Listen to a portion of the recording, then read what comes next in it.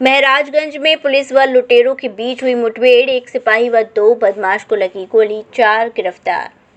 Maharajganj police को बड़ी सफलता मिली है। शुक्रवार की सुबह मुठभेड़ के दौरान 4 बदमाशों की गिरफ्तारी हुई, जबकि एक भागने में सफल रहा। इधर बदमाशों की फायरिंग में जहां एक सिपाही गोली लगने से घायल हो गया, वहीं पुलिस की जवाबी कार्यवाही में 2 बदमाशों को गोली लगी है। ये वही बदमाश हैं जिन्होंने गोरखपुर के शख्स से लूट की वारदात की थी। ब्रजमनगंज थाना क्षेत्र के जंगल में बीते 10 अक्टूबर को गोरखनाथ क्षेत्र के शास्त्री नगर निवासी अभिमन्यु यादव से हुई लूट के मामले की जांच कर रही पुलिस की शुक्रवार की भोर में लुटेरों से मुठभेड़ हो गई। लुटेरों द्वारा की गई फायरिंग में ब्रजमनगंज थाने पर तैनात सिपाही नीरज को गोली लग गई। पुलिस की जवाबी फायरिंग में 2 लुटेरों को भी गोली लगी है। इस दौरान पुलिस ने कुल 4 बदमाशों को गिरफ्तार कर लिया है। एक आरोपित मौके से भाग निकला। आरोपितों के पास से 2 असला समेत 55.80 लाख रुपए नकदी, 275 ग्राम सोना और 11,050 ग्राम चांदी बरामद हुई है। ये मामला है 10 अक्टूबर को ब्रजमनगंज के लेहड़ा मंदिर के समीप जंगल में अभिमन्यु यादव को गोली मारकर लूट की घटना को अंजाम दिया गया था। लूट की धनराशि को लेकर असमंजस की स्थिति थी। अभिमन्यु यादव की ओर से 2 लाख लूट के मामले में मुकदमा दर्ज कराया गया था। मामला हवाला के धंधे से जुड़े होने से आरोपित ने लूट की रकम कम बताई थी। इस मामले में एसओजी, स्वाट, सर्विलांस समेत करीब 9 टीमें जांच में जुटी हुई थीं। रात में लोकेशन मिलते ही सक्रिय हो गई थी पुलिस के अनुसार मामले की जांच के क्रम में गुरुवार की रात आरोपितों की लोकेशन पुनः ब्रजमनगंज थाना क्षेत्र में ही मिलने पर पुलिस सतर्क हो गई थी। इसके बाद पुलिस टीम ब्रजमनगंज के हनुमानगढ़िया मार्ग पर जांच में जुटी थी। रात 2 बजे के बाद 2 बाइक पर 5 लोग आते हुए दिखाई दिए। पुलिस टीम ने जब उन्हें रोकने का प्रयास किया तो आरोपितों ने पुलिस टीम पर फायरिंग कर दी। इस फायरिंग में ब्रजमनगंज थाने पर तैनात सिपाही नीरज सिंह को गोली लग गई। इसके बाद पुलिस ने भी जवाबी फायरिंग शुरू की तो 2 आरोपित घायल हो गए। वहीं एक आरोपित मौके से फरार हो गया, जबकि 2 अन्य आरोपितों ने आत्मसमर्पण कर दिया।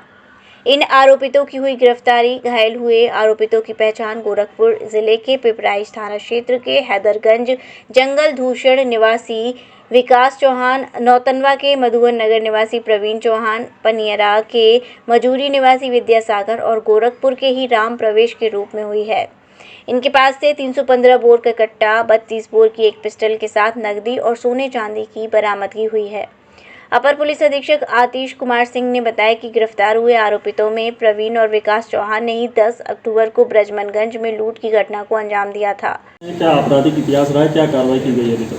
देखिए, महाराजगंज पुलिस की 3 थानों की टीम तथा एसओजी टीम द्वारा अर्ली मॉर्निंग 3 अपराधियों के साथ मुठभेड़ में 2 अपराधियों को घायल अवस्था में गिरफ्तार किया गया तथा साथ ही अन्य 2 अपराधियों को गिरफ्तार, कुल 4 अपराधियों की गिरफ्तारी हुई। जैसा कि आप सभी को विदित है कि 10 तारीख के प्रातःकाल पुलिस के पास इस प्रकार की सूचना आई थी कि ब्रजमनगंज परिंदा सड़क पर एक व्यक्ति से 2 लाख पैसे भरा बैग गोली मारकर पैर में छीना गया है।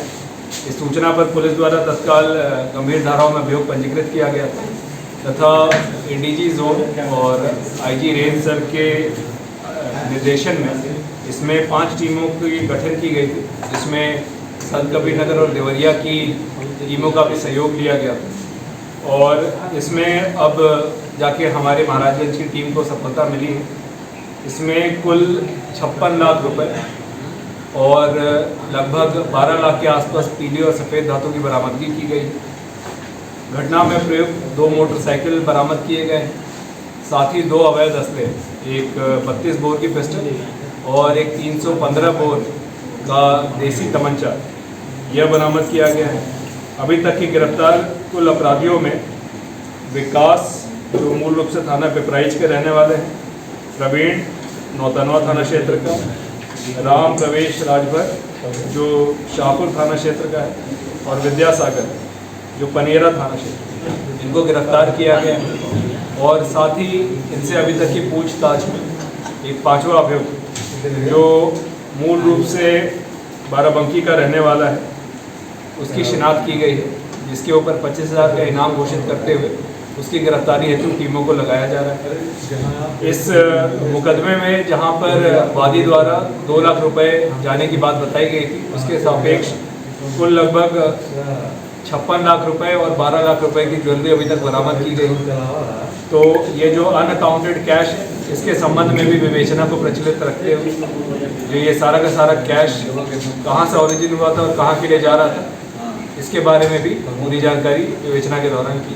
इतनी बड़ी बरामदगी है सर, तो क्या लग रहा है हवाला से इसके तार जुड़ा है क्या इस घटना के? देखिए, अभी विवेचना हमारी इसमें चल रही है। कैश बहुत ज़्यादा है और अनअकाउंटेड है, और इसका मूवमेंट कहाँ से है इसके बारे में अभी विवेचना में सारी चीज़ें निकल कर आएंगी, और जैसे जैसे विवेचना में चीज़ें निकल कर आएंगी आपको भी समझ में आएगा। सर, एक ही व्यक्ति से लूट हुई है कि और लोगों से? सिर्फ एक टीम थी, जो दो व्यक्ति जा रहे थे मोटरसाइकिल से, एक जो घायल हुआ था और एक व्यक्ति साथ में था। ये दोनों लोग गोरखपुर से निकले थे प्रातःकाल। इनके पास 2 बैग था जो अभी तक की पूछताछ में निकल कर आए, और उसमें से जितना हमारे पास कैश अभी तक और ये पीले और सफ़ेद धातु बरामद हुई, इसके अलावा भी अगर 5वें अभियुक्त के पास कैश है तो उसके बारे में भी अग्रिम विवेचना। सर, एक अभियुक्त फरार बताया जा रहा है, क्या जानकारी है इसको? इन सभी अभियुक्तों से अभी तक की पूछताछ में निकल कर आया है कि बाराबंकी का एक अभियुक्त जो इनके साथ सिद्धार्थनगर जेल में बंद था, जहाँ पर इनकी मित्रता हुई थी, वो भी इस घटना में संलिप्त था। उसके लिए टीमों को लगाया गया है और शीघ्र उसकी भी गिरफ्तारी करते हुए बरामदगी की जाएगी। सर, अभियुक्तों और वादी के बीच कोई संपर्क मिला है? उस अभियुक्त के ऊपर 25,000 का इनाम घोषित किया गया जनपद स्तर से। अभियुक्त और वादी के बीच में अभी तक किसी प्रकार की कोई संबंध नहीं मिले, मगर इस घटना में जो 2 अभियुक्त मूल अभियुक्त पकड़े गए हैं, वो कोल्हुई में अभी से 2 वर्ष पूर्व हुई एक घटना जिसमें कोल्हुई, चिलुआताल और सिद्धार्थनगर में घटनाएं हुई थी, उसमें भी इनकी संलिप्तता थी।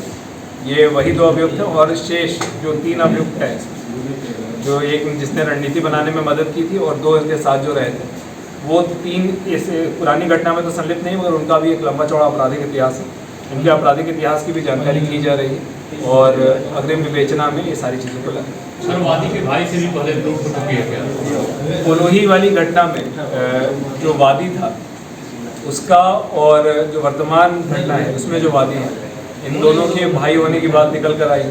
अभी वादी से इस संबंध में और जानकारी की जा रही है कि आखिर एक ही परिवार के 2 लोगों के साथ इस प्रकार की बात क्यों आ रही, और विवेचना में ये सारी बातें और स्पष्ट है। City super speciality hospital, Govardhan चौराहा और city care hospital, township, Mathura.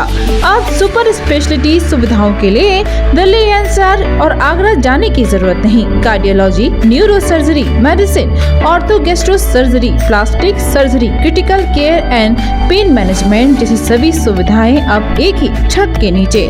City scan, cath lab, endoscopy, MRI जैसी सभी आधुनिक मशीन सिटी हॉस्पिटल में ही उपलब्ध हैं।